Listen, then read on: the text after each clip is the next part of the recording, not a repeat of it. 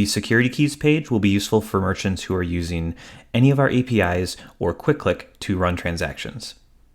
And basically what this will do is create a key that you can use to authenticate your account to run transactions in the direct post, in the 3-step redirect API, or in QuickClick. Also, merchants using Collect.js, our SAC-A compliant way to collect credit card and check data from your website, will use this as well. So all you have to do is create a description. This is just so you can identify the keys. I'm naming mine default, and choose what user on your account you want it to be assigned to.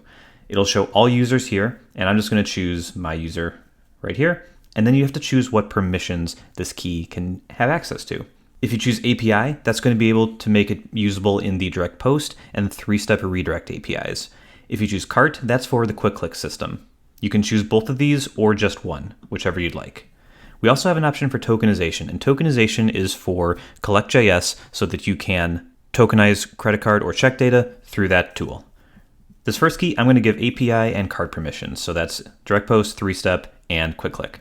So I'll create the key, and there we go. It's been created. I have a new table down here with the name, the user that's associated with, the source are the permissions that it has, and then the key ID, which is used for some integrations with QuickClick, and the key is what you'll most likely use for processing through the other APIs.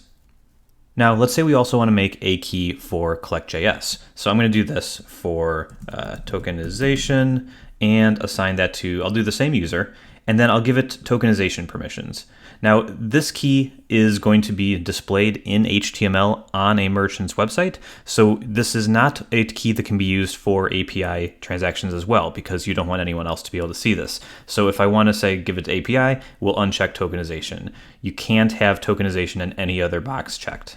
So I'm going to make a key for tokenization, create new key, and there we go. It has the name, the user, the source for tokenization, and then in this case, you will just need the key value. And this is what you will put on your website, and this one is what you can use for processing transactions. If at any point you want to delete a key, it will make this key stop working and no longer be able to process transactions. I can delete that.